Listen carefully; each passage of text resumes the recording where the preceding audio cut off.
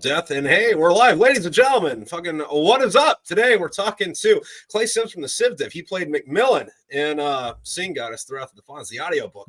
It was fun. And now we get to pretend like we weren't just talking for 5 minutes before this. What's up, man? How you doing? Hey, what's up, dude? Thanks for having me on the stream. I definitely appreciate the opportunity. Dude, fucking thanks for lending me your voice in the goddamn audiobook. Yeah, well, I figured, because what's weird about the audiobook is I have a stutter. It's weird because I do YouTube too, so I also have a stutter. I've had a stutter my whole life, and when you asked me to do the audiobook, I was like, sure, I can do it. But reading really messes me with me up here. You can see it right there. And so I had a stutter doing an audiobook. It's just hilarious to me that me with the stutter is in an audiobook now. So thank you. Well, I appreciate it. Yeah, well, thank you. But it's also like the magic of editing. It's like, all right, well, give me the line twice. All right, cool. I'm gonna use the good one. Oh yeah. And even for my channel, I have to do a few edits, here and there. If I do stutter really bad, if it's towards the middle or the end, I don't even care at that point. Because if you're watching the video still, you'll probably like what I got to say. You don't care about my stutter, right? So it's something I deal with, I've had a stutter forever. It kind of sucks, but I'm in an audiobook, so eat that. Yeah, I mean, it'd be like that though. I mean, and you got a pretty interesting channel though too. Like, there's not like there's a lot of different types of content in the veteran sphere, but like 99% of it is like, look at my dick and fart jokes, and it's like, oh look, we got the fucking CivDiv over here actually doing something fucking productive. Yeah, it's like the whole Vet TV thing. And I don't want to crap on Vet TV by any means, because some things they write is funny. Some things I don't think are that funny. But it's your, fart joke style comedy, which resonates with some, but no one's really adding value, so to speak, when it comes to benefits. It's just I didn't know what my benefits were when I got out. Just kind of luck of the draw. So yeah, I don't think anybody does. Like, if you're lucky, you get a dude at the Naval Hospital that gives you a brief rundown, like while you're EASing, and then after that, if you got questions, well, welcome to fucking Google, I guess. Yeah. But then you come along and it's like, no, I'll go research this, so you don't have to. Give me a minute. Yeah, well, at least I try to. And being in the Marine Corps and just making things stupid simple, Barney style, I could read policy and then regurgitate that policy, right?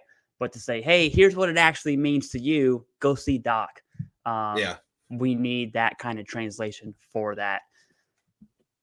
Yeah. How'd you get into that anyway?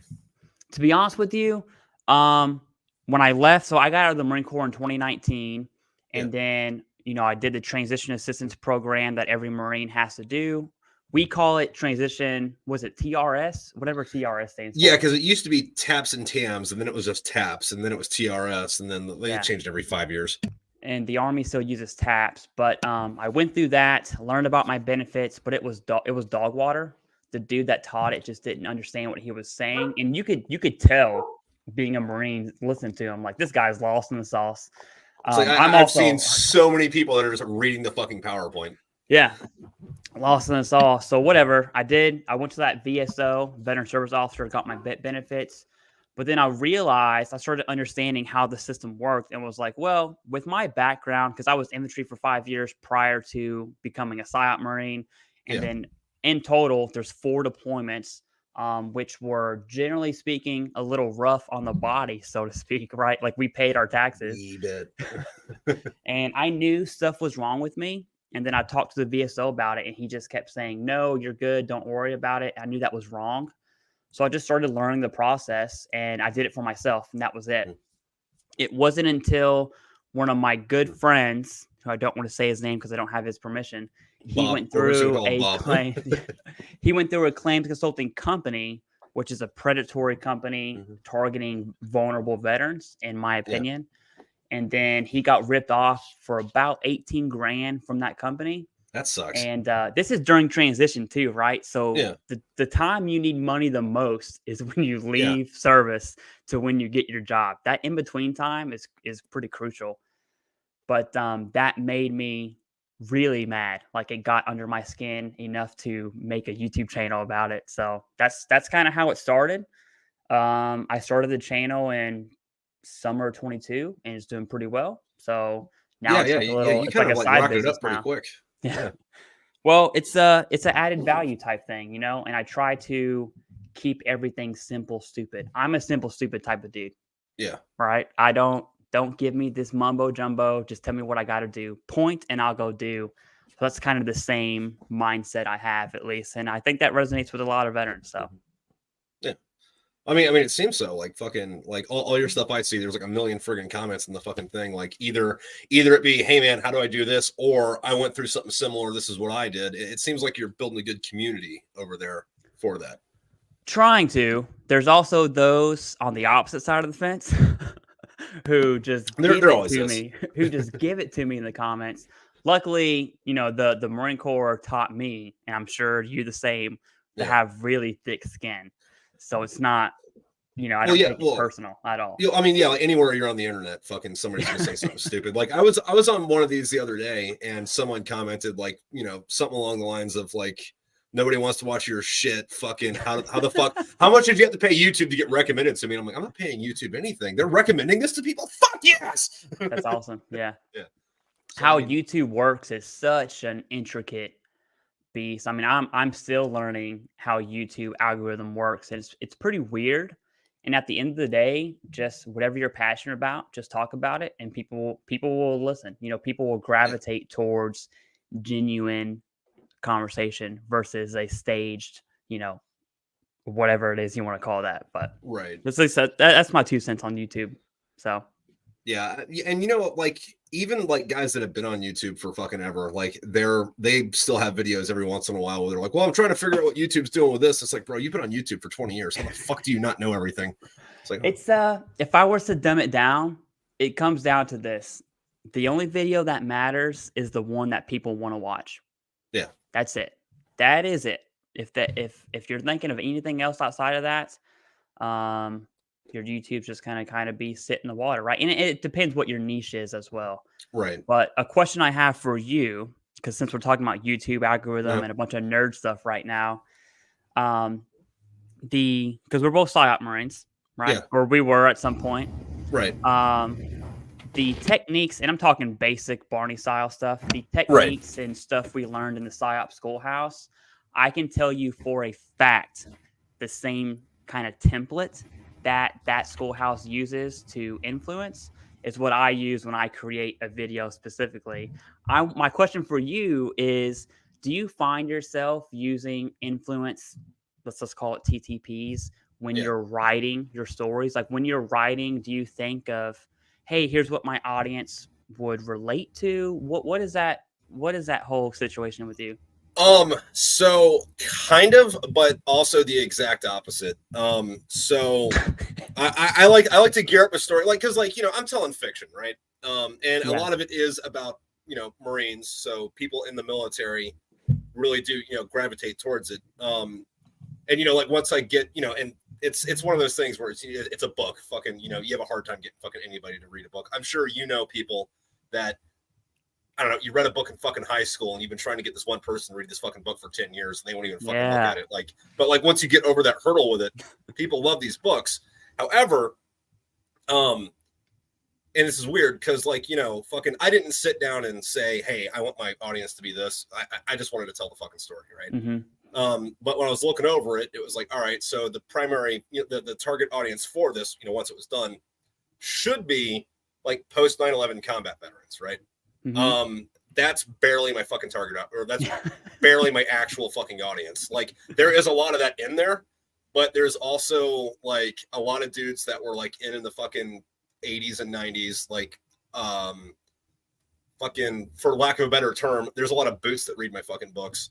I don't know what the politically correct term for fucking boot is. Yeah. I don't think there is one. Well, junior enlisted, I guess. junior enlisted warrior. So we had a Yeah, first that's it. sergeant come out and say, you can't say boots anymore. You got it. This was in 3-9. You Yeah. got to say junior enlisted warrior. And everyone looked at each other and was like, Jews? That's the Marine Corps' answer. Yeah, I don't think that's PC either. But I mean, No. all right, if that's what we're doing. Okay, first sergeant, got it. Yeah. But then like, there's also like, I want to say about half of my reader base, and this is all that I know about because they communicate with me. is like, again, I'm sorry, everyone that falls into this demographic. I don't have a better word for you, but like middle-aged women that were never anywhere near the military. But that's one of your main audiences. Oh yeah, nice. That's surprising, actually. Yeah, nice. I also think though that that's like in general the largest reading demographic, so you're gonna get yeah. that. But I'm also not 100% sure how or why that works. But you know what? I love them. That reminds me of in your first book, which I have right here, beautifully sat right there.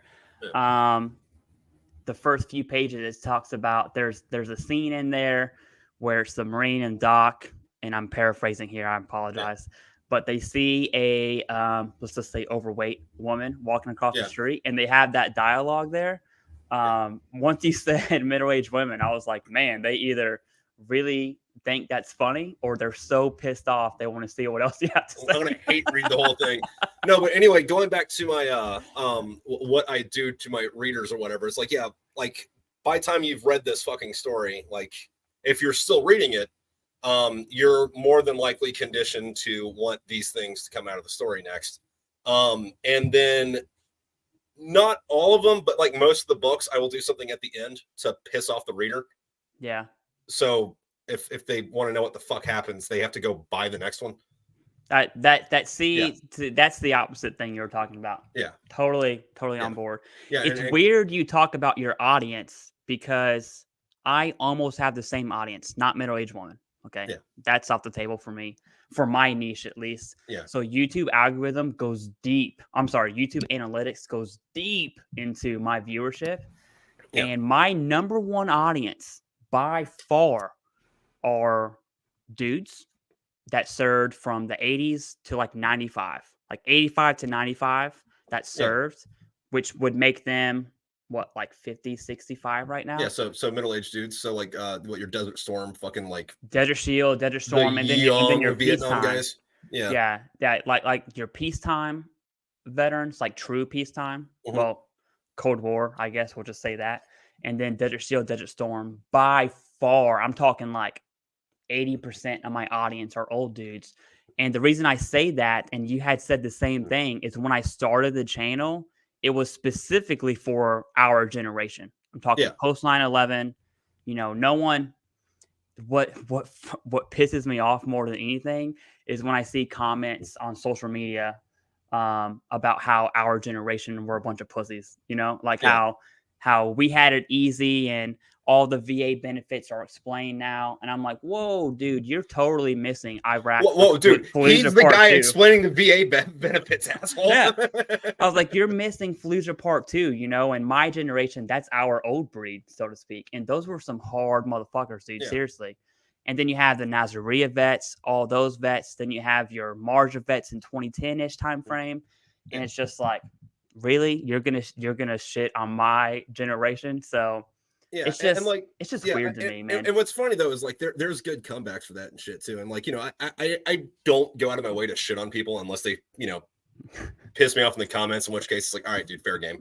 Right. But there was a guy not too long ago, and I pissed off TikTok with this, but fuck, this was months ago now. But somebody said something along the lines, hey, this generation, blah, blah, blah, whatever. And I went and looked at his page. I was like, oh yeah, you're in Desert Storm. And all I replied with was, I've been in firefights that were longer than your fucking war. Sit the fuck down. Yeah. And it's not, you know, I don't say that to kind of hit on that generation at all. No. No, but when they throw it at me, I'm throwing it right back. You have a video actually I watched maybe years ago. I don't know when you posted it. It's you talking shit. Obviously, you're drinking a beer and you make the comment of I've had shits that lasted longer than your war, and you like chug a beer or something. I remember that. That has stuck out. You know, that really stood out when I started watching your channel. But man, you make some funny stuff. So. If I remember right, I think I was having a fucking argument. And at the time, I was a lot more argumentative on fucking TikTok, right? And if I remember right, it was some dude that was in the Army in the 80s, but his CO was a prior Marine. So he knew everything about the Marine Corps and was trying to correct me on shit. And it's like, shut the fuck up. Yeah. Yeah. What's crazy, I think you, of all the veterans I know, all service members I know, we'll just lump active duty and veterans together. I think you genuinely, I mean this, I think you have the most unique story throughout the Marine Corps. And I'll just tell you from my perspective, because I don't Okay. want to, I don't want to give you a big head or anything, but Yeah. because originally you were combat camera, right? Mhm. Prior to the merge of the Comstrat stuff. Yeah. You were Comcam, which generally speaking, Comcam's whack, right? I mean, Yeah. let's just be real. Yeah. But of all I agree. the Marines in general, I mean, you got yours, right? Yeah. You have multiple combat deployments. You've been there, done that. Your photos are really good. If someone goes to Divids right now, you can look up Trip. Is it Trip Ainsworth? What is your real name, by the way? No, it'd be Gene Ainsworth on that. But Gene. That's right. That's right. Okay. the trick to that is you take 1,000 photos and like one of them's gonna be good. Yeah, Just show people that you're one. right, you're right. But like you've done it, and then you had the psyop experience with that, and then I guess after leaving the psyop community, you went back to 29 Palms, which I just found out before we Yeah. went live, which sucks. And then you Dude, I got love out 29 and Palms. became, I don't know about all that one. That's all you. Well, my experience with 29 Palms is just CAX. Right, Yeah. going there with the infantry Well, of unit, course you hate it. doing range 410, range 401 over and over and over again, Yeah. and then getting graded on it, basically telling us that we suck, although we did everything we were supposed Well, I mean, to do. that's the thing with training, though, is like fucking it's set up for you to fail. Like, Yeah. so you keep thinking, all right, well, I sucked ass at this. Even if you did good, they're going to tell you suck. Just so when you go do it in real life, you're like, okay, don't be better than what I was doing in training, even if I was rock starring the training. True story. I swear on my life, we were on range. I think it was 410. It's the one that has the trenches, and it's just it's a sprint. Like where you got to do the fucking like assault up into the fucking valley. Yeah, and I was a mortarman in the Marine Corps. This was in my infantry days, and I'm on 60s, and the gunner, not the gunner of the mortar, the actual gunner, right? The officer dude of this was 2-9. Yeah, this was in 2-9. He's following my gun team throughout the range, which is very weird. Yeah. Right. I'm like, of all the people to follow, why are you following me? I'm also a Lance Corporal at that time. So it's a little weird. Yeah. And we get to our little position, we're maneuvering, whatever. The 11s are doing 11 stuff. And we start half floating. We start dropping rounds, fire for effect in this tube. We see no impact. And I'm just like, okay. Where'd they go? And the gunner's yelling at us. He's like, hey, what are you going to do? What are you going to do? It's training. I mean, you've been around the infantry enough that they just try to bring hate and discontent into training as much as they can. I'm a very lackadaisical type of dude. So I'm like, all right, I guess we'll just, grab some more. Let's double check deflection, elevation, all that mortarman nerd stuff, and drop 3 more. Nothing. And then the gunner's like, oh yeah, by the way, we gave you dud rounds because they've met their ammunition life expectancy or something like that. Oh, so they knew they weren't going to work. Yeah, they knew they weren't going to work. And when he said that, I didn't say this obviously to a gunner, but I'm like, dude, you just yelled at us on what we're going to do, but you set me up for failure. Like, yeah, what? But yeah, I don't know why that story popped in my mind, but dude, what a guy, man. What a guy. Fucking so the second time I did Viper, I did it with 3-4, and they didn't know what to do with the Comcam dude, so they just like stuck us somewhere. And like, before that I was with 2-7, and I spent the whole deployment with fucking Cat. Because again, they didn't know what to do with us, so they're just like, go here. So when we got there, Cat's where you want to be, dude. Cat's where you want to be. Cat's where you want to be. But I was like, they're like, well, we don't know where to send you, so where do you want to go? And then like, it was me and one other dude that had been to Afghan, and the other 2 dudes on the Comcam team were they went to Iraq, but they went to Iraq in like 2008 and didn't leave Al-Assad the whole time. So they're all like, I want to go be with the line guys. And they're like, all right, so you're going to go to fucking Lima. You're going to Kilo. And I'm like, can I go to weapons? They're like, you can go to weapons. I'm like, fucking score, right? Weapons all the time. Yeah, but, I did goddamn fucking Viper. I don't think it was Viper at the time. It was like EMV or some shit. But Mojave know what I mean. Viper or CAX or whatever. They change the name every 6 months. Yeah. So. but I did it with the fucking 81 platoon, right? And Nice. yeah. And you know, so I'm a fucking new guy walking around or whatever, and then like after a fucking shoot, we're God, how would you explain burning increments Yeah, that's when you burn to the them? charges. Yeah. Yeah. Yeah, so I you mean, I mean, burn. for people at home that don't have any idea Yeah, what the fuck okay. we're talking about. So at the end of a range, you have all these charges, right, which are called increments. And basically, the more charges you have, the further the round is going to go out of the tube. And so you have to take some off. So you want the round to go where you want it to go. At the end of the day, you're going to have a huge pile of charges. And depending on how many rounds you fired, this pile can be ginormous or not. But regardless, at the end of the range, they have to be burned. And it's a really hot fire. I know that Yeah. sounds stupid. Oh no, But it's quick and it's hot and like they're yes. like it's almost like a horseshoe. Yeah, Like exactly. that kind of looks like, I mean, it's full of gunpowder and you put It's it like a around the peep. fucking It's like a peep, yeah, pretty much. but you just But can't eat anyway, it. fucking we got the fire going, and again, this is like my third day with these guys, so I don't know everybody yet, and I'm hanging out with one of the other senior fucking lance corporals, and we just have these things we're chucking into the fire, which apparently you weren't supposed to be doing. No, that's And really unsafe. yeah, anyway, fucking somebody on the other side, and I can't see him, I just see a silhouette. It's like, hey, who the fuck is that? I'm like, combat camera guy. And the dude's like, how about use some rake, dipshit? I'm like, Lance Corporal, combat camera guy. No, my rank, asshole. I'm like, I don't know who I'm talking to. And then some dude's like, dude, that's the platoon sergeant. Sorry, Yeah. Gunny, I'm a staff sergeant. Sorry, staff sergeant. Did they do the wee woo thing whenever you were out there? The what? The wee woo thing? Okay. So I'm guessing because it was Mojave Viper or Cax or whatever, they didn't do it. But what's generally happens, this is like a 81s thing. It's a boot thing, right? So all the senior lances, which is slang for I'm a douchebag. So all the senior lances and NCOs and up, obviously, once they start the fire has to be put out. Even if the fire dies down, you still have to put water on it as per the range code for whatever Marine Corps stuff. And so what that really means is you get all the boots and everyone has to carry the 5-gallon water jugs on their shoulders, and it's rank and file, right? So it's column of 2, probably have like 5 or 6 rows. So it's 10 to 12 Marines, all with water jugs, and they have to run in cadence and say, wee woo, because it's a fire truck, right? Yeah. There's a fire truck, and then they got to go put the fire out and then come back. And it's just I was a wee woo person too. I did my time. And then when it came time for me to make someone else do the wee woo, that's when the Marine Corps got all weird on hazing. And apparently screaming wee woo to put out a fire is hazing. So that's lame. No, I think we did not do that.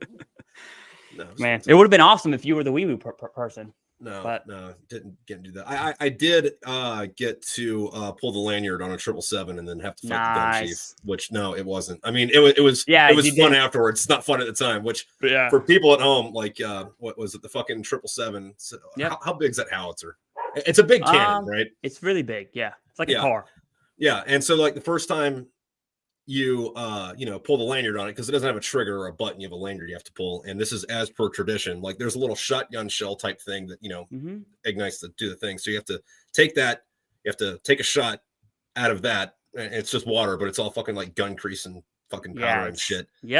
And then you have to go fight the gun chief, but you have to fight all the other gun members on the way there, and it's not a fun time because it's like, all right, cool, I did this. Oh, sweet, this tastes like shit. Why am I fighting 6 dudes right now? Yeah. Oh yeah. No, I did I'm so glad you brought that up because I did the same thing when I was in Syria in 17 as a PSYOP dude, and I'm there. I'm like the nerd. Okay. Yeah. People think PSYOP's cool. You are totally the nerd of that unit.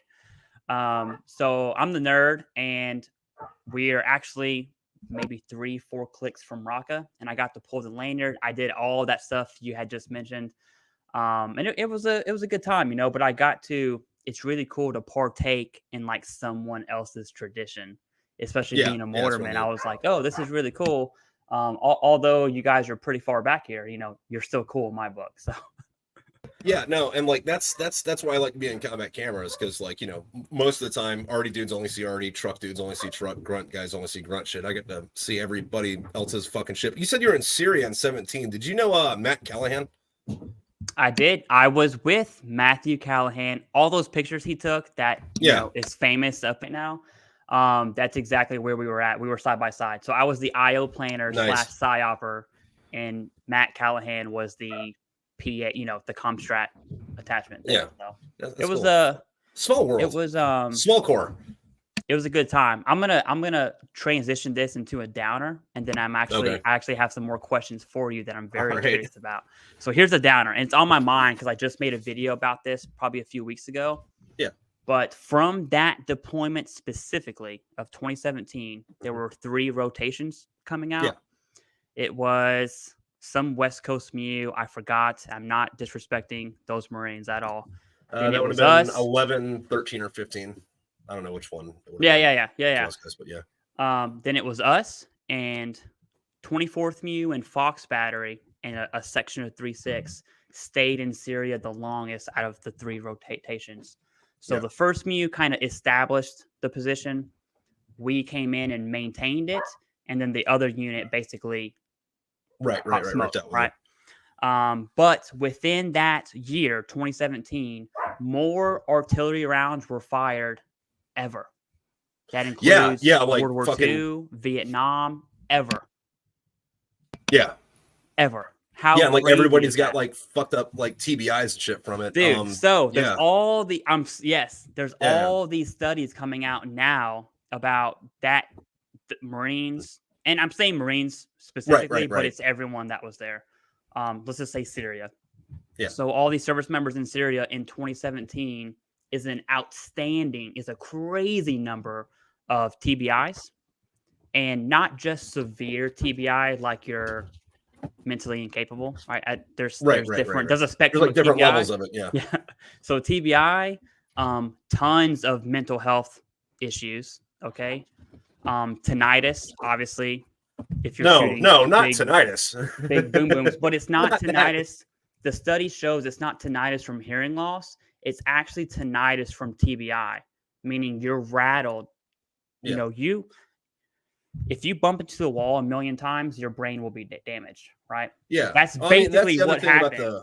And that's the other thing with the ear, though, too. Like, people think like sound just goes in, but there's like a little machine in there that hammers on for it's not quite like Morse code, but in my head, like sound comes in and it like beats on your ears like Morse code for you to. Oh yeah, and I do apologize for going into the story. I'm passionate. Oh, dude, no, absolutely, go for it. I'm passionate about it, but you bump into the wall a million times, you're going to have brain damage. That's basically what happened within that year. Is all these micro TBIs. Turns out years later, extreme within a concentration of those service members, a high number of TBI, like way over average, a high number of mental health, tinnitus, hearing loss, and an extremely high rate of veteran suicide. Yeah. From that specific demographic, which is, again, it goes back to all these people talking shit that we didn't, our war is easy. And I'm like, dude, you don't know what you're talking about. Like, I get it. I get it. You did your time way back then. But one thing I will say is a Marine in the 40s, a Marine in the 80s is the same Marine as they are today. Yeah. And I don't want to get too motivational, but dude, no. And that's one of those funny little things too, is like, because Syria is like, wasn't like one of the wars. It was just a thing that happened. But like, even if you go back, like to, what we were calling peacetime Marine Corps before, it's like, yeah, I mean, sure, it's peacetime, but like the Marine Corps still averaged 2 conflicts a year. Granted, it might just be like, hey, we're just going to show up and rock some shit for a few months and fuck off. Yeah. But like, there's always something going on that's not like the main war, Yeah. It goes to show that you never really know what someone is dealing with. Okay. Yeah. Because you say, hey, what deployment were you on? Oh, it's on 24th MEU. And we were in Syria for 7 months. What'd you do? I did artillery. Okay. So generally speaking, you're not on the front lines, right? You're relatively speaking, you're safe. Right. Yeah. Unless that adversary becomes a nation state near peer, that's a different ball game, right? Well, I mean, yeah, I don't know, man. There's been some stories about fucking Taliban and Al Qaeda dudes in Iraq and Absolutely. Afghanistan getting into the fucking gun line. Like, I mean, Absolutely. like you're Like, never you know, really you're safe. I don't really care where you are. You know, you yeah. might be safer, but Yeah, we're you're still putting quotes safer. on Yeah. that. Relatively, you are more Mhm. safe than others, but 10 years down the road, that micro TBI really starts messing with you, Yeah, and all of a sudden you got, a billion things happening. I wanted to bring that up because we never really know what someone is going through right.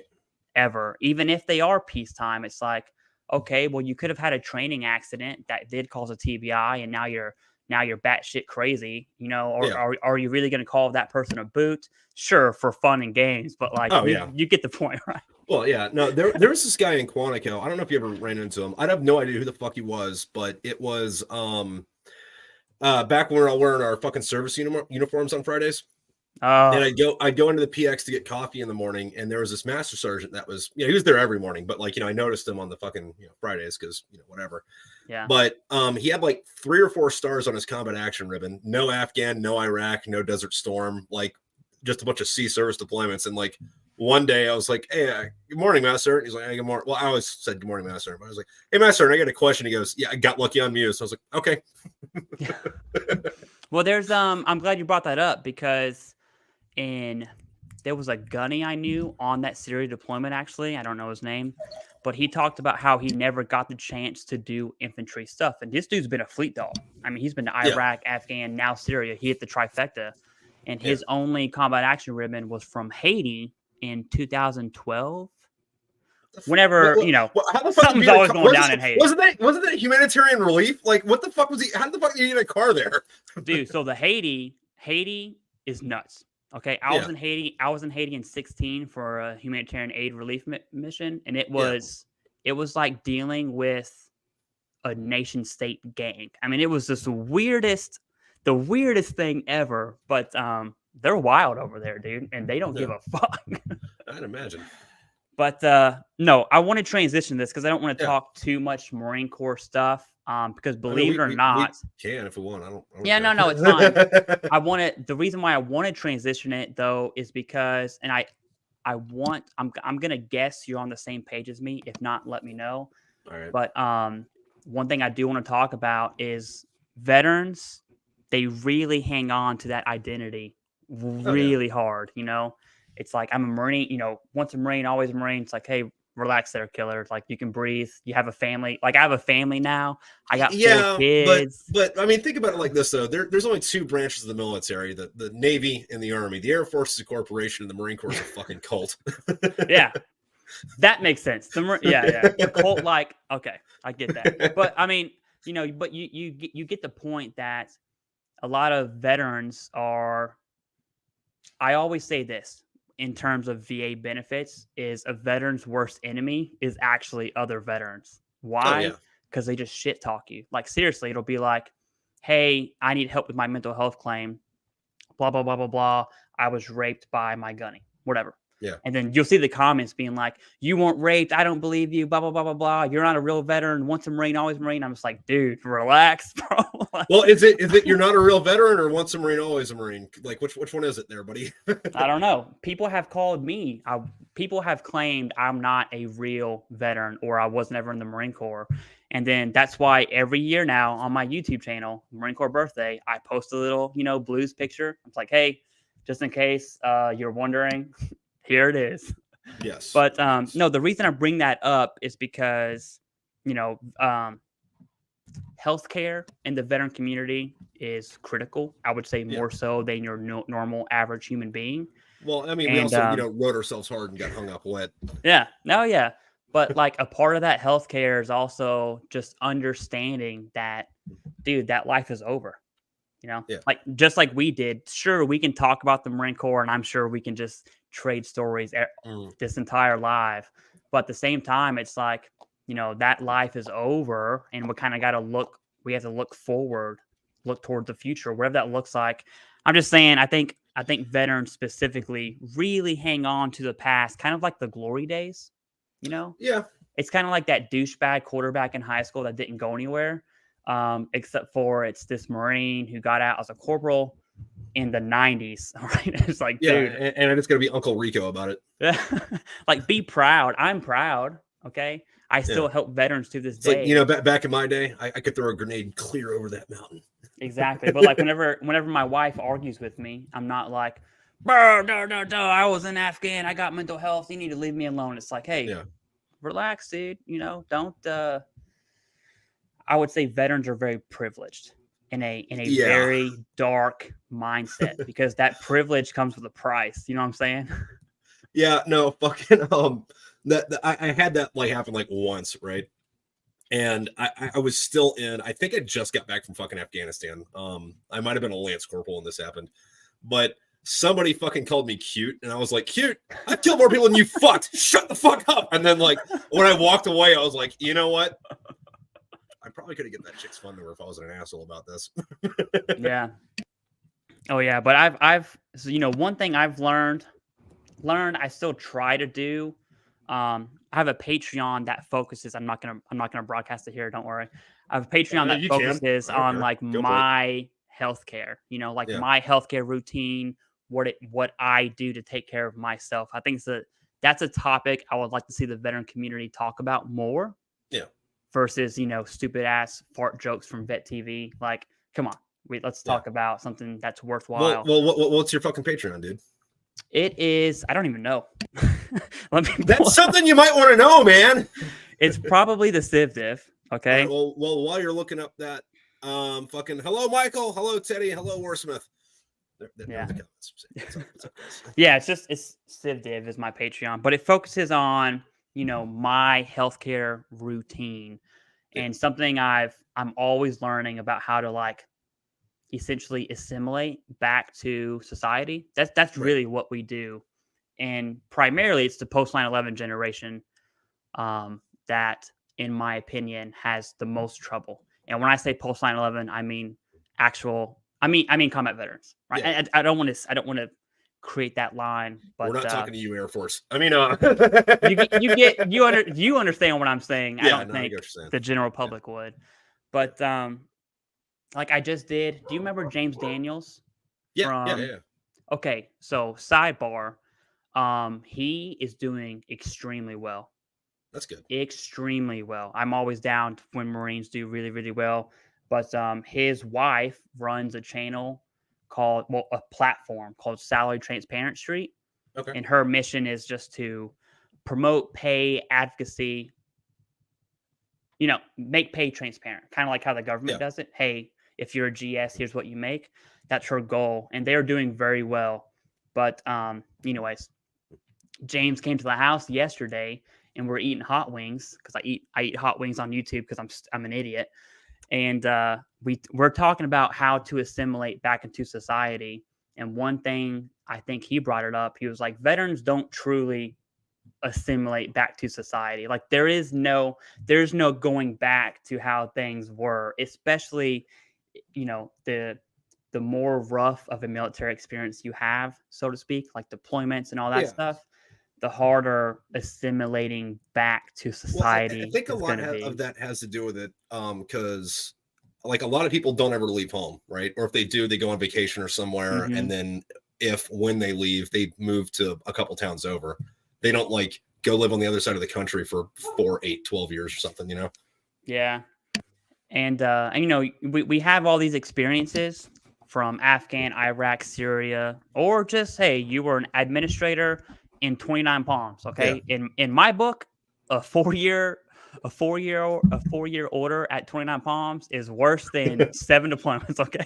That is not true. Fucking 29 Palms is awesome to be fucking stationed at. I will not let you sit here and besmirch my glorious fucking Marine Corps Air Ground Combat Center. Yeah. But I would argue veterans never truly integrate back into society. It's more of, hey, here's where I'm at. How can I make this work? Does that make sense? I'm trying to. I mean, because we also get conditions. Talk about, yeah. Yeah, I mean, because like we also get conditioned for fucking however many years to like fucking 90% of your job is to be at this place at this time in the right uniform. That's 90% of your fucking job. But also you have someone else telling you when, where, and what to be dressed like the whole fucking time. And then you got to figure out how to do that for yourself fucking afterwards, which, you know, isn't that part of it isn't too terribly fucking hard, but it is a massive fucking regiment's not the right word I'm thinking of. I mean, I guess technically it is, but it's kind of an archaic word. Is that like a culture, like a cultural thing? Yeah, no. Well, what I'm thinking in my head is like not regiment like the fucking, you know, like group of Marines, but like you have a regimented fucking cycle of fucking schedule maybe no routine. God, it was an R word. Not the hard R, just an R word, right? Yeah. No, I totally get that. I remember being a junior Marine. I didn't realize how stupid I was until I got my own junior Marines. It was like my second or third deployment. We're back. Yeah. You know, we came back. Then I finally get my first batch of junior Marines. I was like, ooh, let me see what this is like. And I remember one of them who actually just reached out to me to be a reference. And I haven't talked to this dude in probably 7-8 years. Nice. But he was a turd bucket in the Marine Corps. And he's like, hey, he basically said, can you give me a good reference? I was like, dude, don't worry. I'm going to talk like you're the shit. Yeah. Like, no, I fucking hated you the whole time I worked with you. But yeah, dude, fucking, I'll talk you up. I don't give a shit. Yeah, he was a turd, dude. He made our life definitely a lot harder. But I bring him up because his clothes were just dirty. You know, he's just a dirty dude. Yeah. And I was like, hey, man, you need to wash your stuff.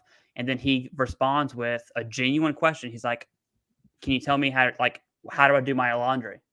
Yeah. And I was like, oh, I was like, you've been catered your life, which isn't, you know, if my mom did my laundry every day growing up, that is awesome. Right. Yeah. So I'm not talking bad about it, but this dude didn't know how to do his laundry. So I was like, hey, let me show you how to do that. That same concept, right, of just not knowing. Imagine leaving the military without knowing. That's what's happening right now.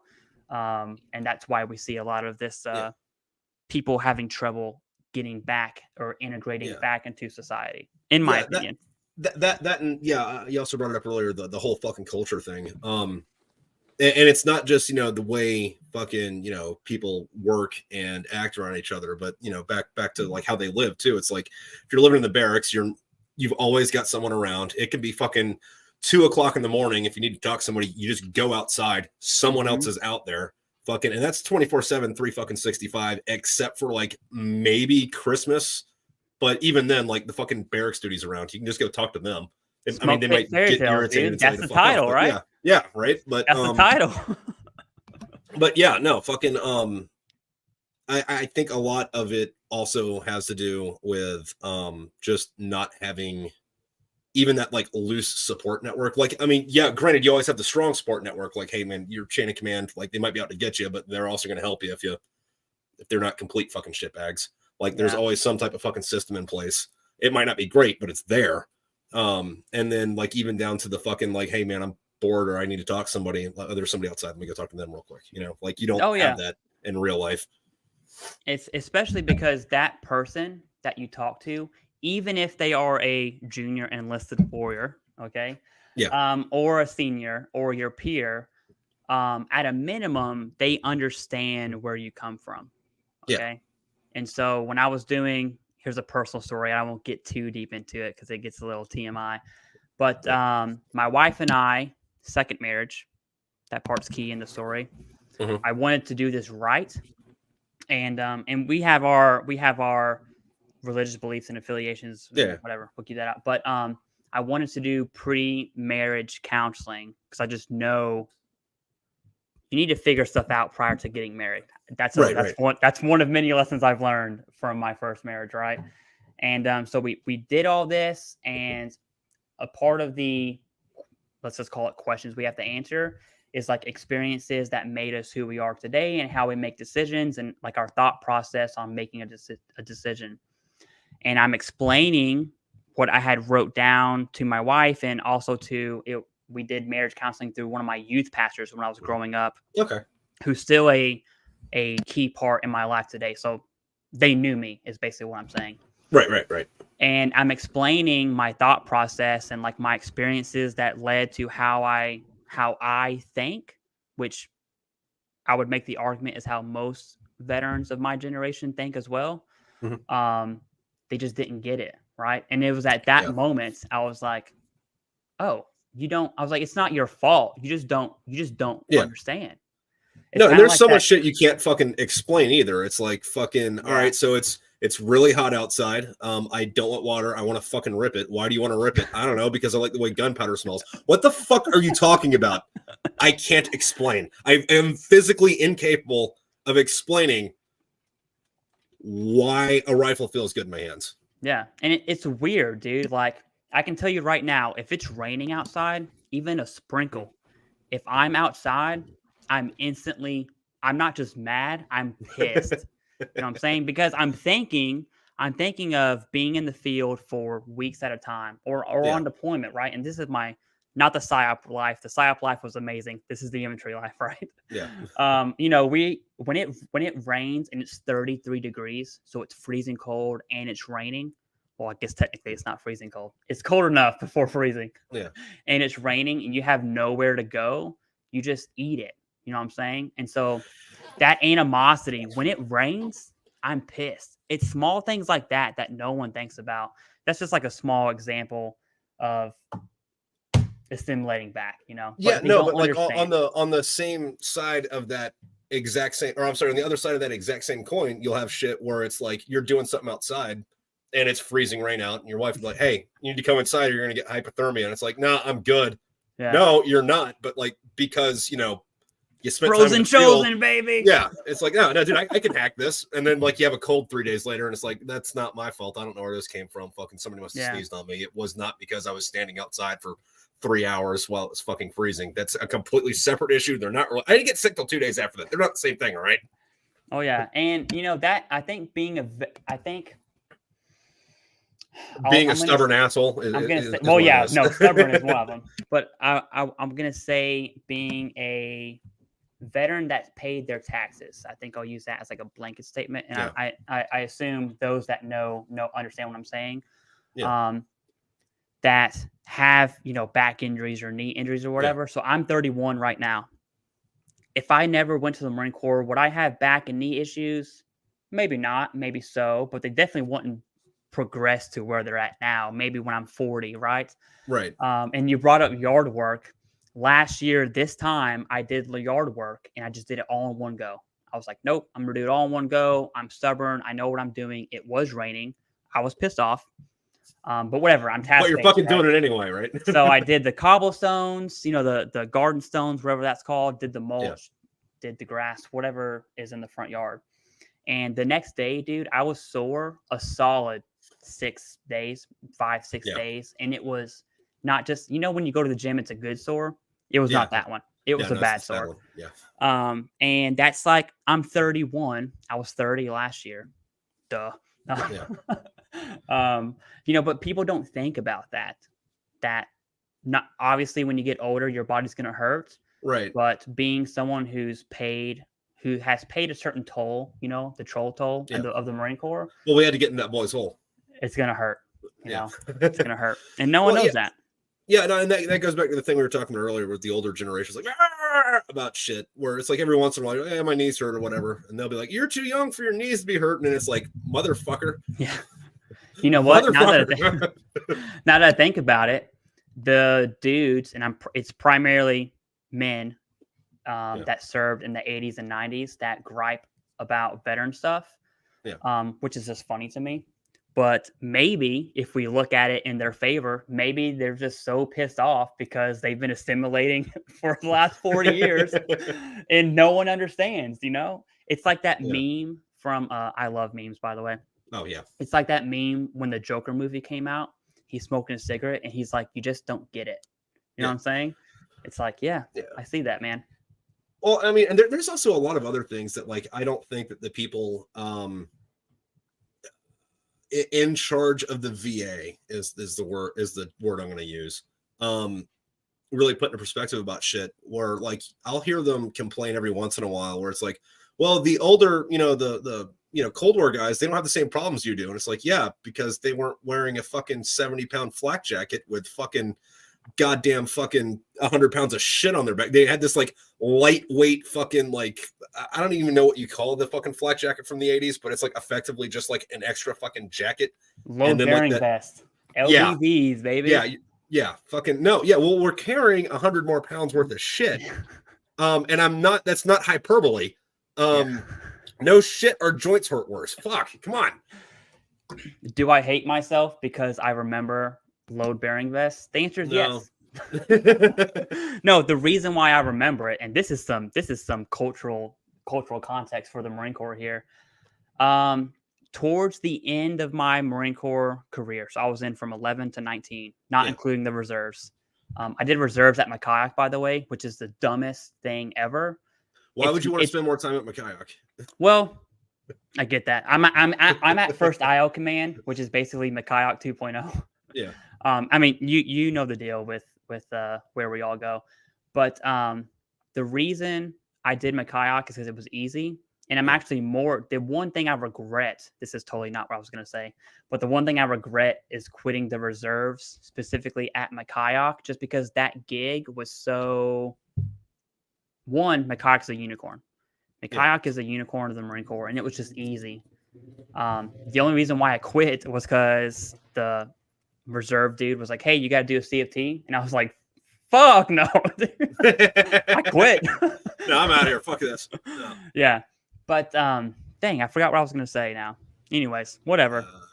You get the point. Yeah, we were talking about fucking like old people and injuries and fucking. Oh yeah, knees and shit. Load bearing vest, man. I hate myself now that That's it. Because I remember that. But the reason I remember that for that cultural context, here's what I was going to say. The cultural context, towards the end of my Marine Corps career shindig, do you remember those belts that got issued to Marines towards the end? Because when did you get out? When did you leave? I got out in 18. Did they have those issued belts that had suspenders and it was a war belt?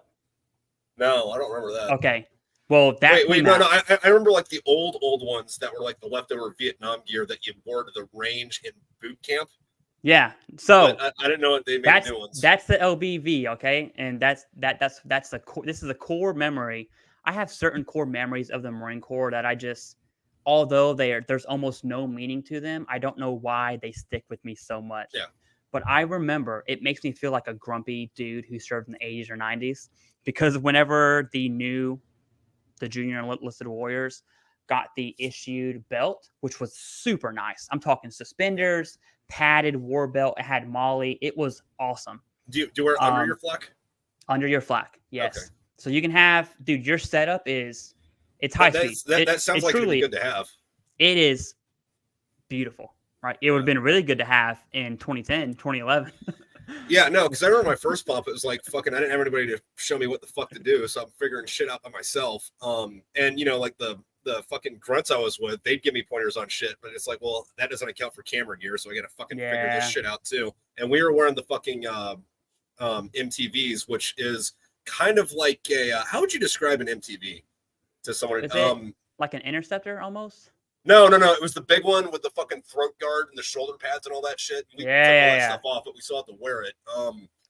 It's like the flax of Iraq in 03, right? No, the one after that. Okay. Before before the fucking plate carriers. Because you're mobile. Yeah. A bigger plate carrier. Yeah, I don't know. Fucking I don't know where I was going with that. Football gear, really. Yeah, football gear. Yeah, pretty much. Oh, yeah, no, what I was gonna say was everything I had to like, I don't know, like stitch onto that somewhere. So you're walking around, you can't put your fucking arms down. Like, fucking, if you got into a firefight, you had to like.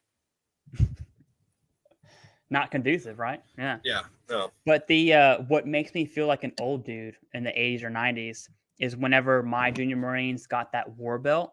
It was awesome, dude. I was jealous. I mean, I got the same war belt too. But then I remember saying, and I regret this, I remember saying back in 2012, because I went to Afghan in 2012, like back in 2012, we didn't have these, high-speed war belts. what we did is what you described in the load bearing vest, which is your Vietnam little Yeah. jacket thing. If you take it apart, the waistband is a belt with Molly Yeah. on it. And so that's what we did. We ended up taking the belt off and that had Molly from the LBV, and I lost my LBV, which pissed me off. So I had to pay for it. As one But does. small things like that, that core memory, I was so heated when those new belts come out. That is probably How the dare you same. have good gear? That's probably the same feeling that these dudes have that are complaining about, my How channel dare and you your have the channel. appropriate fucking equipment to accomplish your mission, you piece of shit. Yeah. Dude, talking about equipment, and this is my, we're both has-beens, so it's Yeah. it's funny talking Yeah. about it. But the equipment that the infantry units today have, and the only reason why I know this is because I'm a federal employee and I still teach service members, so I'm still connected somehow. But an infantry unit, 0311s, they all have M4s, your squad automatic weapons, which used to be the SAWs. Now they have Yeah. the ARs, the automatic ARs with The the drum. IARs, yeah. Yeah.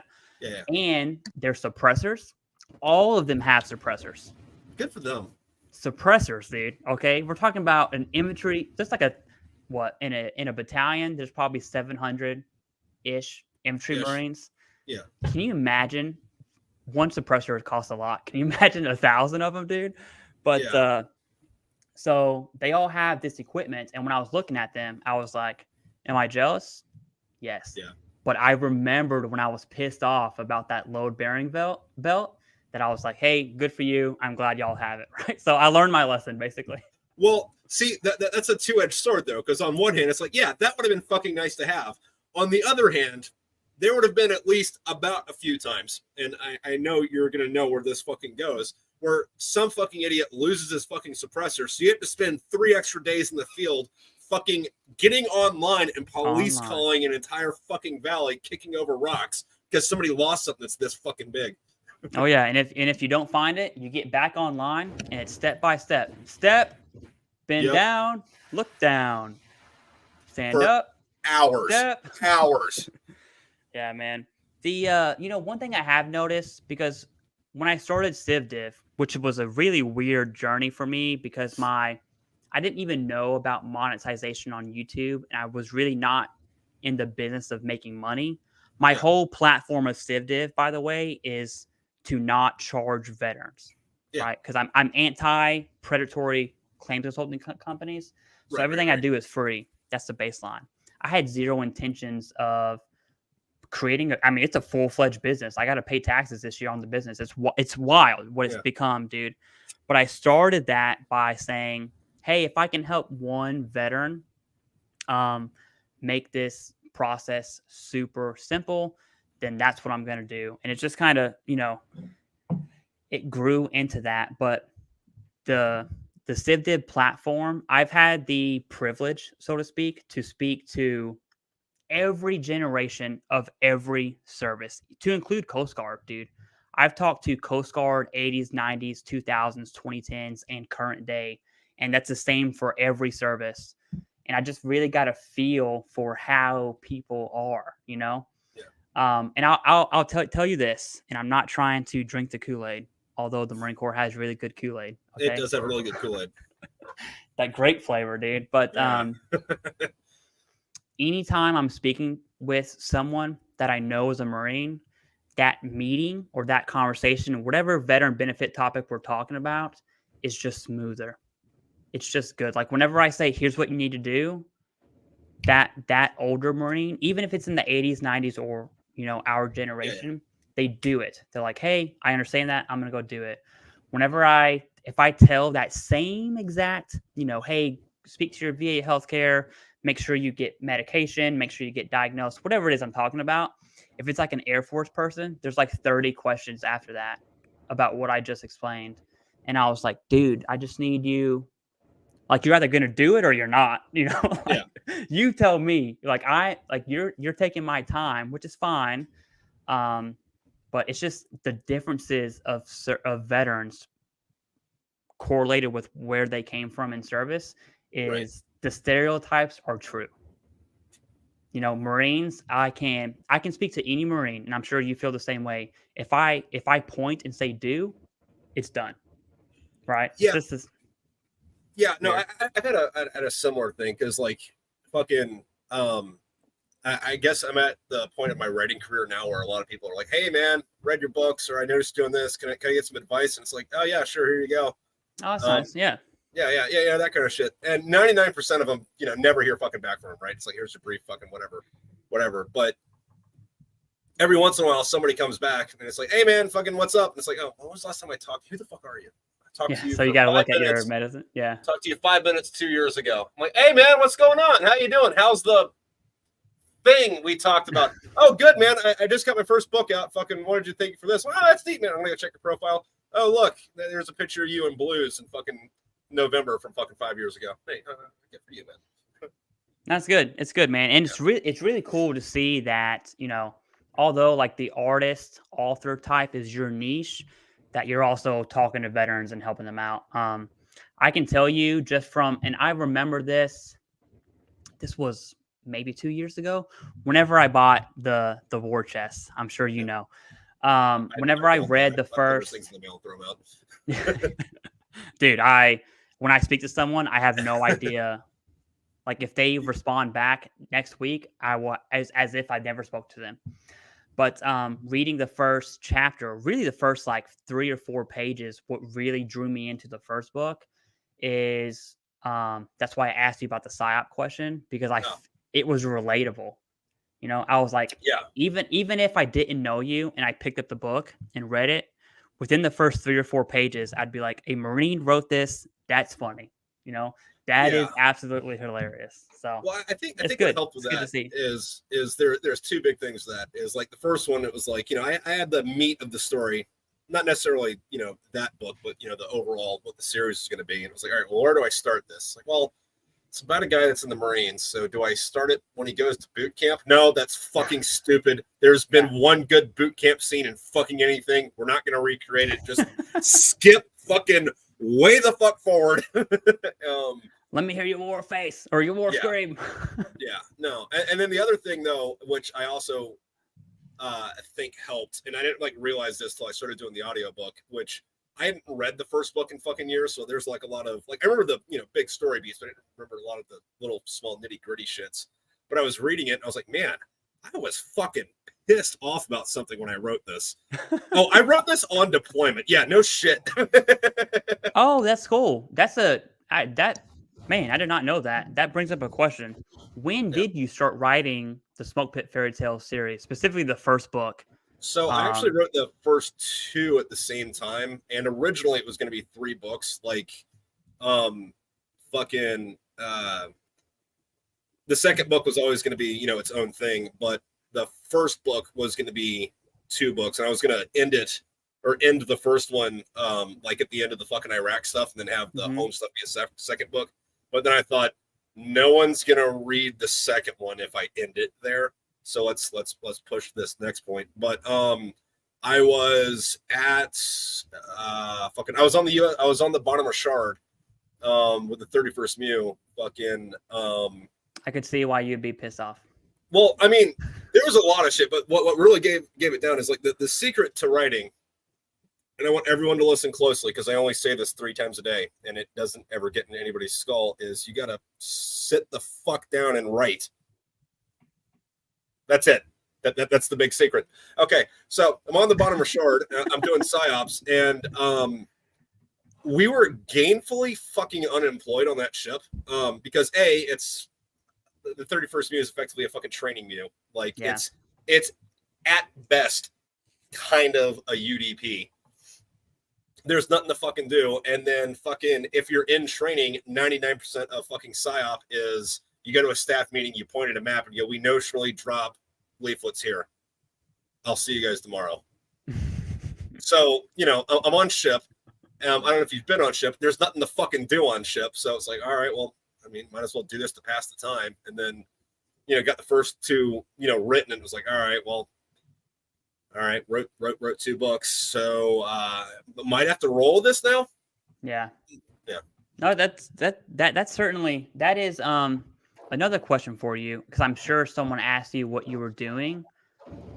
And this is just, it's funny to me because Marines will shit on each other all the time, you know? Like you'll hear Marines talk about their plans after they get out, and everyone's like, shut up, dude. Like, you're not gonna do anything, right? For you, whenever you told someone you're writing a book of Marine specifically, how was that taken? Were they like, you're a nerd, or Fucking considering it was on ship, if somebody say, hey man, what are you doing? I'm working on this story, I'm writing a book. They'd be like, okay, well, there's literally my other plans are standing in line for chow and jerking off my rack. So tell me everything about this so I have something to do for the next 45 minutes. Nice, dude. So Nice. that actually helped out with fleshing out a few story ideas, because Mm. I'd be like, well, I'm still working through this. I'm gonna have them do this, that, and that, whatever. And somebody's like, I don't know, man, that kind of seems a little weird. Like weird, like odd, or weird like it doesn't make sense. Weird like doesn't make sense. Okay, I'll keep that in the brain housing group. Okay, yeah, that doesn't actually make sense. Or no, it does. I just didn't explain it right. That's solid. Have you? I spoke to. Here's an idea for you, if you want to. Do you remember Jeremiah Wallace? No. Okay, he was a psyoper. Probably he came after your time, or at least after you had left Makayak. He does poetry. He writes poetry. You might want to talk to him. You know, Marine author does poetry. I'm just saying. Same. Does he have a Instagram name that's not that? I am sure he does. I don't know what it is. If that's the case, then maybe, because I follow a few of those pages, but I don't know who the guy behind them is, because they all got some like weird name, you know, like here's my motto name for how I'm writing poetry. Although, like, God, I don't know what I want to say about this. You know, I'm gonna say it because I don't give a shit. So fucking the thing with veteran poetry is some of it's inspiring and beautiful. 75% of it's fucking dog shit. And I don't mean that as in like you're an untalented hack. I mean that as in like, dude, write something the fuck else. Like I read this one, and I was like, oh, okay, so this guy's got a cool Instagram page. This book looks cool. Fucking, you know, I think the guy was a machine gunner or something. I'll get down on this. And then he had this like poem, and it was this fucking epic, like the fucking Odyssey or whatever. But the whole thing was, and not that there's anything wrong with, you know, making poetry about sex or anything, but there's this whole section comparing a trigger on a fucking M240 Bravo to a clitoris. And it's like, yeah, dude, I get it. You're pulling the trigger. Neat. Move on. Yeah. Not a good analogy. Like, fucking learn how to write, asshole. Although I guess a lot of people like it, so I probably look like the asshole in this situation. That is the machine gunner for you, you know? Yeah. I would argue they genuinely believe there's a correlation between the trigger on a 240 and a clit. So yeah, but now I want one, and you know, I should probably just write this myself, but I need a mortarman to write one about stroking tubes and giving dudes hand jobs and related to fucking, you know, dropping the round down the tube. It's like, where's that one? Where's that one? Hanging on too, dude. That's what they say. That's it would hanging on too. That's definitely specific. Here's something that's really weird. Not that I'm promoting all my stuff, but another person in my same niche of veteran benefits, that channel is called Veterans Info Tap, and they are 4 times as big as I am, right? So they get a lot of, he's just more popular. Yeah. I reached out to him just on a comment on his YouTube. I was like, hey, I got an idea. If you want to respond and reach back out to me, that'd be cool. And he responded. And now we have a joint channel called Veterans Daily. It's this on StreamYard. It's a podcast style of just veteran benefits. So it's kind of the same topics. Yeah. But small world, because we just jumped right into this. Once I started talking to him, we're both Marines. He served in the 90s, right? So he's our old grumpy Marine. Yeah. He's also a mortarman. And it's like the same stuff that he's complaining about, and like the same jokes that we have, even me and you going back and forth. It's the same with him and myself. It just goes to show, you know, like, damn, dude, there's seriously no change in the culture over decades. So just something to think about. But he's pretty cool. Pretty cool dude.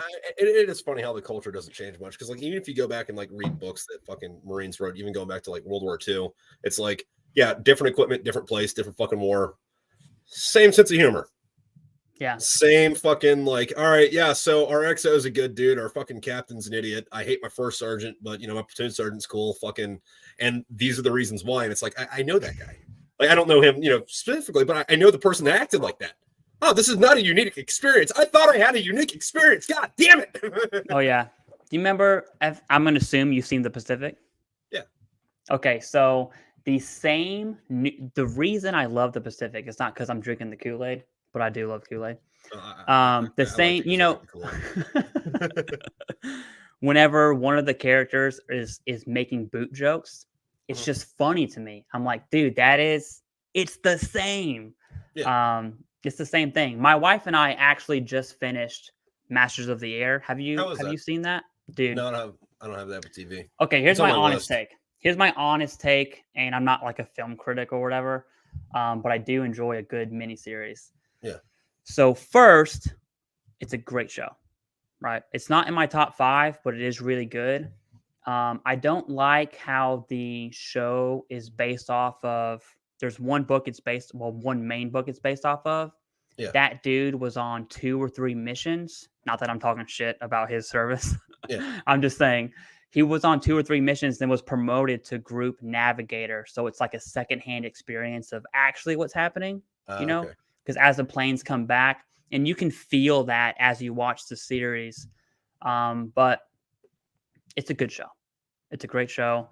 And then after that, my wife and I also rewatched Band of Brothers. My wife one day, like last week, we binged the hell out of it. She's That's like, a good show. "Hey, I know we've both seen Band of Brothers, but she didn't really pay attention to it." Yeah. And if my wife wants to watch Band of Brothers, I'm not that's gonna say much no. better than The Bachelorette. Okay. So whatever, Yeah. we finished Band of Brothers, and I was talking to one of my friends I work with who was medically retired from the Army, and we're going back and forth. I work in a military community still, so we still get Yeah. you know, that work talk of the shop. But the same nuances of I remember one scene where the infantry officer, it was during the Battle of the Bulge, I believe, Yeah. and their officer was not present most of the time on the line. And immediately that platoon was like, fuck that officer, Yeah. no matter what, I don't trust him. And no one understands that because whenever you are deployed, it's what do they call it? Trauma bonding. Yeah. That trauma Yeah. bonding Yeah. is But you real. need the guy there for that. Yeah, no, trauma bonding is real, but what's more real is whenever you do trauma bond with people, but then someone's left out, Yeah. everyone's like, man, fuck that guy. But that's how trauma bonding works, and no one really understands that. But that show, Band of Brothers, emulates that perfectly. And that's what I like about Band of Brothers and The Pacific. You don't get that cultural nuance from Masters of the Air, right? I know Okay. that's a All that's right. a Yeah. that's a No. No. deep. No. Yeah. No. That's something that's important though, because like it's the small details like that fucking get you in there with it. Yeah. Like same thing with that's why I thought what was HBO's other one? The one about the Generation Kill. Like Ooh, dude. I thought that was great just because of they nailed the fucking dialogue. Mm-hmm. And like somebody that wasn't at least in the area, because like the book was written by the reporter guy, and if he wanted to write a similar book to that but didn't like go on deployment with him, he never would have fucking got the fucking shit they were talking about. And it's one of those Absolutely. things where if you have no idea what that culture's like and you're looking at it from the outside, you're like, these people are fucking disgusting, what the fuck are they talking about?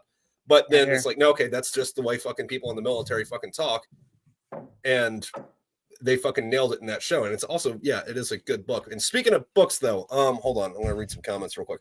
Warsmith, it's complete shame and sad how badly the health and post-service care for U.S. vets is. And Michael is asking, Trip, may I ask you what your books are about? Thank you. I'm not gonna say no. I am gonna say I have no idea how to fucking describe what the fuck my books are about. I'm terrible at fucking marketing. Fuck, I don't know. Fucking, you read the first one. Fucking, what is it? It's a Marine and a corpsman, and they're Lance Corporal assholes in fucking Oceanside, and then they go to Iraq, and then they get stuck. They get stuck into like an ancient Babylonian fucking cave, and then aliens show up, and then World War III happens, and then they have to walk home from Russia after World War III happens. Also, I would like to apologize for everyone because in the second book I made the Russians the bad guys, and I wrote them as a scarily competent military, and if I'd have known their actual military capabilities, I would have made the antagonist in the book a more I'd have made it a different country, like, I don't know, Bolivia or San Marino, or somebody with a fucking military. Yeah, and then the story shifts to what the rest of the solar system is doing. So there's like a naval war between the US and the Russians, but it's mostly between like Mars and Venus. And then there's a lot of shit in it. It's a good read, he'll tell you. Yeah. I can speak on the first book. How I would describe it to my Marine friends specifically would be it's a Marine sci-fi with cultural context. That's one thing that you add to your books that the same thing with that we just talked about with the Pacific and the Banner Brothers. Yeah. There's details like the dialogue of the Marine and corpsman talking about the overweight female, which is hilarious. Dude, you can't fake that. You know what I'm saying? Yeah. But no, you absolutely killed it. But that's what I would describe your books as, like a Marine sci-fi with cultural context. It's pretty funny. And actually on that, since I got you here, Michael, fucking they're on, you can get them on Amazon or wherever you order books, but the first two, most of the first two are also on YouTube as audiobooks. And Clay over here plays one of the characters in the second book. I will say though that if you don't go to Audible to get it, if you just listen to it on YouTube, there are parts that are cut out so that they abide by YouTube's guidelines. Because there's a lot of raunchy shit in these books. Like I'm actually on my second channel because I had a original channel I was doing this on, and this also pisses me off to no end because I started the first channel and it blew the fuck up, and then like I think it was like around chapter 20, fucking YouTube deleted my channel, and they're like, yep, no, fuck you, fucking you violated too many what, and this like first strike just completely nuked it. So I had to go start another channel, and I'm not back up to where the first one that was only around for like 2 months was. I was like, God fucking damn it. I have a question for you, because you have Smoke Pit Fairy Tales, which is the channel this live is on. Mm-hmm. Do you have another channel? Because I remember you having more channels, or is your channel that got the channel banned? That got nuked was the old channel. Like okay. I have a personal channel that's got like 5 videos on it. I don't really care about that one, but so the one that got nuked was the one where you said I've taken shits longer than your war. Was that one? No, I think I said that on TikTok. Okay, all right, but yeah, no, but this channel that we're watching this on now, this is dedicated to the audiobooks and then like live streams between fucking whatever. Mm-hmm. So it's because the second book, the last chapter aired a couple weeks ago, and the third book, the first chapter, will air the first week of April. So, awesome. Yeah. I will say this from me to you, dude. I think you're killing it. Thank you. Because it's hard to, if I were to write a book, especially there's 12 in that series, correct? Yeah.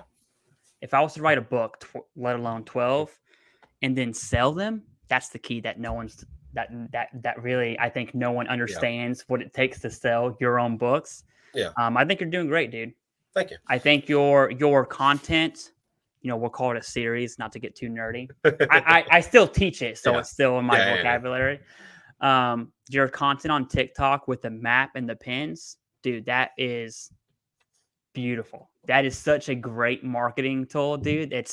You did a good job with that. Well, yeah, no. So what that is, and for those of you new here, I got 2 box sets. One of them was the first 6 books, the second one's the second 6 books, and they come in a custom painted 50 cal ammo can.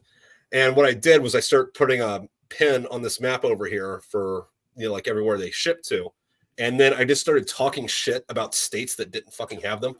So like, hey, fucking Alabama, what's wrong? Can people in Alabama not read? And then, people are like in Alabama are like, no, I can read, fucking, I'll buy it. Or I'd be like, well, there's 5 in Michigan and 6 in Ohio. Michigan, is Ohio really better than you? And then Michiganders would get pissed off and like go buy it just to say fuck you to Ohio. So I mean, it's been a good marketing tool. I mean, because you need a gimmick. You need a gimmick. But yeah, and then you got yours about something about social media is you can have Smoke Pit Fairy Tales. It can be the best series in the world, number 1. But if you don't market it correctly, no one's going to read it, right? No one's going to read it. So I know your TikTok is, you post a lot. I actually remember, and I want to say I never said thank you, by the way. I'll say thank you now. When I You're first welcome. started, when I first started Civ, no, I don't know what I'm getting thanked for. when I first started CivDiv, my videos were dog shit. Truly, my videos were really, really bad.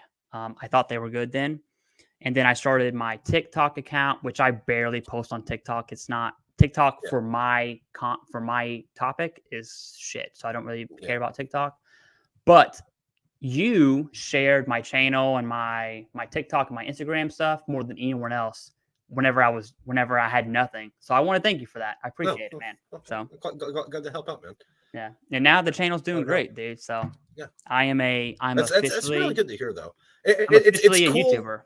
Yeah. No, and one of the things that's cool though is like fucking like not everybody, but there's enough people I knew that were in the fucking Marines that are like doing something similar to like this now. It's like, oh man, like all the people that I thought were gonna like, I don't want to say end up face down dead in a ditch, but like definitely living in a fucking trailer in Mississippi, like they're doing something with their lives. This is awesome. I'm so happy for everybody, dude. I'll still to get back on the assimilation thing. That reminded me.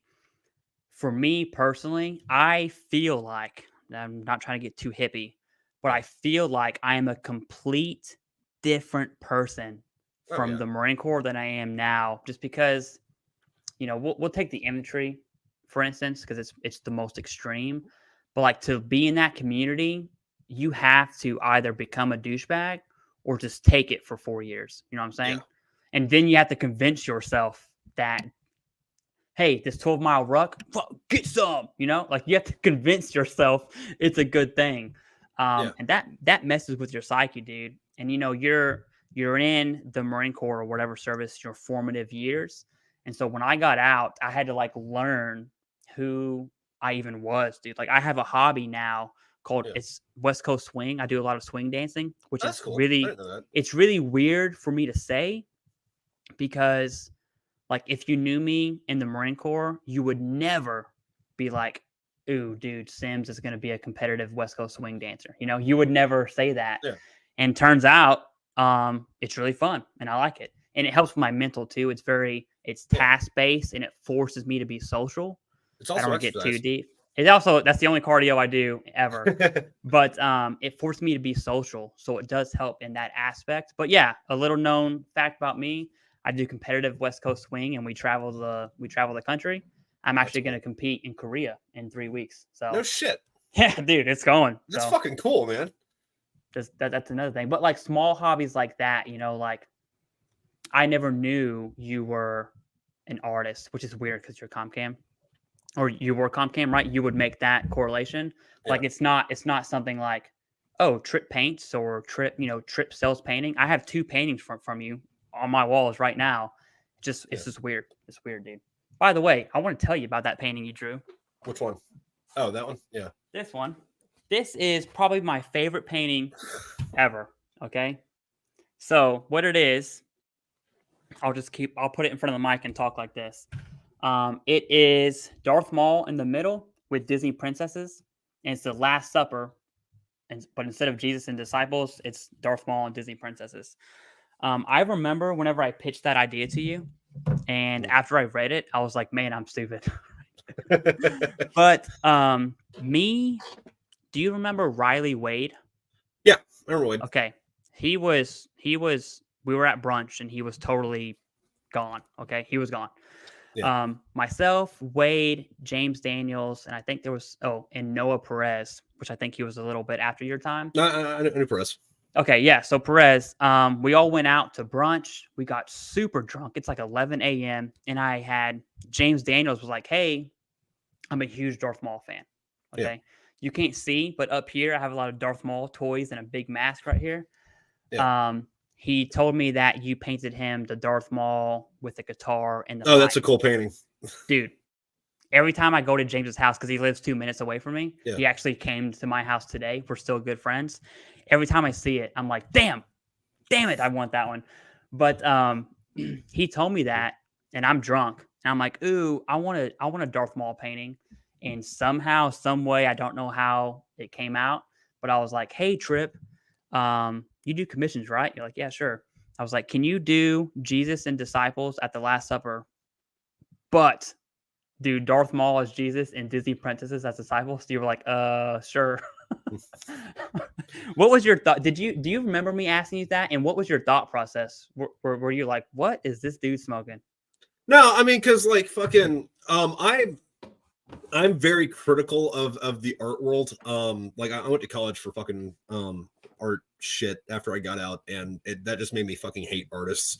But because like 99% of fucking paintings anymore are like, all right, I'm gonna paint a square, and it's not even gonna be a good square, and then I'm gonna paint like a line over it, and that's art. Give me $5,000, and it's like that's not art. Fucking, I can't recommend what you do because I think they passed a law recently that if I were to say what I want you to do to yourself, I'd go to jail for it. But, I really appreciate the fucking like, for lack of a better term, the wackier fucking ideas because it's like, oh, hey, this is an actual idea, not just here's a circle on a canvas. Give me money. Yeah. You know what I mean? I am working on a painting. I wasn't planning on sharing this with you, but I will anyways. Okay. All right. I don't want to get too deep into it because it's a little crazy, but I'll show you what I got. All right. I'm not a painter. There's no paint on it either. Can you see the drawing? No. No. No, It's all white. That sucks. I'll describe it to you. So here's my idea, and I'm just kind of spitballing this right now. Yeah. And don't imply anything here. So I'm going to imply it. The background is the universe, right? Yeah. Like some light red, some purple, some blues, stars, and black, and universe stuff. Yeah. Space. And then in the main focus of the painting, I guess you would call it. I'm sure you know what that's called. It's going to be a deck of cards that are fanned out. And then on the cards, there's grid squares. And then in the grid squares, there's going to be like memories from like my childhood individually. Okay. All right. I know that sounds crazy, but that's my painting idea. I just started it, so I'm going to finish it. Well, once I do, that'd be cool. Since I told you about it, I'll let you know how it went, how it turned out. Show me. And I'm not an artist, by the way, so don't critique me too hard. Well, I mean, that's the thing about that though too is like fucking like, oh, I'm not an artist. Well, the thing is like, dude, like the thing about that though is there isn't an actual definition of art. Not that fucking actually serves any purpose. So anything you can get away with calling art is art. You know what I mean? Is YouTube art? I create content. That's art, right? if you want to call it that, yeah, because I can't, because since there's not an actual definition for art, I can't be like, that's not art, because I'd have to say what art is. And it's like, well, yeah, I mean, because like people have an idea in their head for what art is, right? Like a lot of people, it's like, if it's not a canvas painting, it's not art. But like, I mean, like interpretive dance is art too. Fucking basket weaving is art too. Fucking your kids fucking finger painting in fucking kindergarten, that's art too, you know? Like there's different tiers of it, sure, and like different genres, but like if you can get away with calling it art, it's art. Like fucking, you know how it is, like what is it, like baking is science but cooking is an art? Yeah. Like, okay. Yeah. Like no, anything you can get away with fucking calling it. You mentioned you went to college.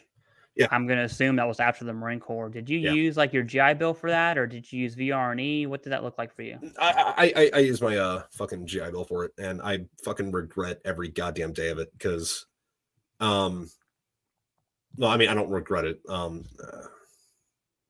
know what the right word is. I was very frustrated in college. Because like, I went for fucking, visual shit, and, having been combat camera and, also doing the kind of things I do, by the time I got to college, I had 12, 13, fucking however many years you want to describe it as, resumeable fucking, experience under my belt. And like my teacher was 25, and it was like,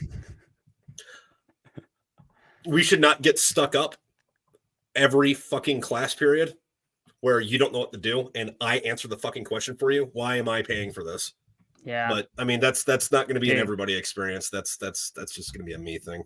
I'm glad you brought that up. I don't want to go too deep into the rabbit hole, but when it comes to the current state of college, I can tell you this: if I did not use a GI Bill and I had to pay out of pocket for the classes I received, I would be fucking pissed. Yeah. Well, I think as that. a business transaction, it is a Oh yeah. scam, in my personal opinion. But Yeah. Well, the other thing though too is something I had to remind myself is that college is meant and geared towards fucking 18-year-old idiots. And if you go back to college when you're 30, it's like, yeah, the fuck is this? And then they're like, well, you're not going to use this applicably in the real world. Then why the fuck do I need to take this class for my degree, asshole? Fucking yeah, Jesus Christ. and I'm not pay here to. $4,000 for it. Yeah, no. And the other fucking thing was like, I had to like turn some wrenches to fucking get this shit fucking even on the right course. But, like I went to Penn State and you weren't allowed to like be in your major until your junior year. And it's like, bro, I'm 30. I'm not here trying to figure out who the fuck I am. I'm here to fucking at this point, I'm not even trying to learn anything anymore. I'm here to get a fucking piece of paper that tells me I fucking know the thing I already know how to fucking do. So Yeah. put me in those classes. I don't need to explore the other shit. All right. And then like I still couldn't get into the major, but I could like, all right, take these classes because they'll benefit you when you get there. And it's like I shouldn't have to build this. There should be a fucking streamline, there should be a pipeline for this. But yeah. There should. No, I totally agree. But the good news is, I'm going to assume you got some BAH or your housing allowance from the GI Bill. That's nice. Right? Yeah, that was nice. That was nice. I went to University of Maryland Global Campus, which is what I call it's a real school, just for purposes. Yeah, of this. well, I agree that you're not making that up, or I trust that you're not making that name up. I call that a fake school because it's like they cater to military service members, obviously. Yeah. And it's very, the courses are 8 weeks. It's just, you get what I'm saying. Penn State, that's a real school, right? That's a real school. So like I will say this, whenever I was in college, when I was 28 or 29, I remember a lot of my peers were service member wives at that time. So spouses, which was super weird, dude. Super weird. But whatever. I hated college. I think college was stupid. I got my degree in cyber policy, which is like super nerdy. But I think college is worthless, personally. So, but I did get housing from the BAH in the DC which is area. Nice. Yeah, and BAH in the DC area is that's a full-time job. So pretty good. Yeah. Yeah, no, and it's cool because it's BAH where the school is, not where you live. Yeah.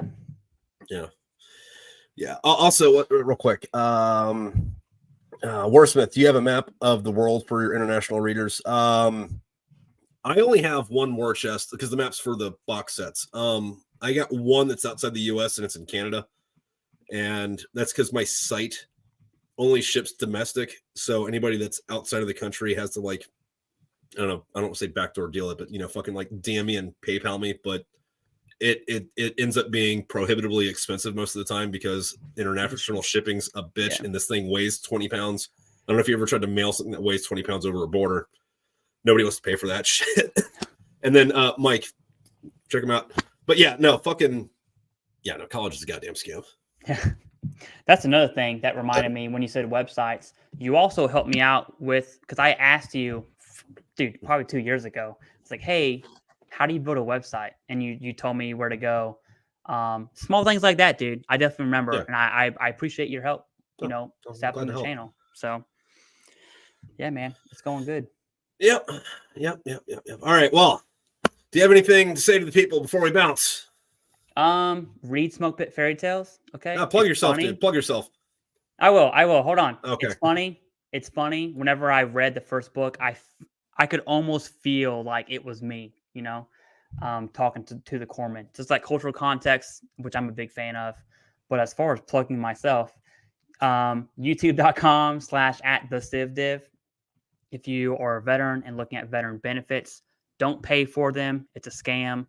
Just learn for free on YouTube. I will help you for free through YouTube. And that's about it, dude. That's all I got. Thank you for having me on the show. I appreciate it. Yeah. All right. Well, everybody else, y'all.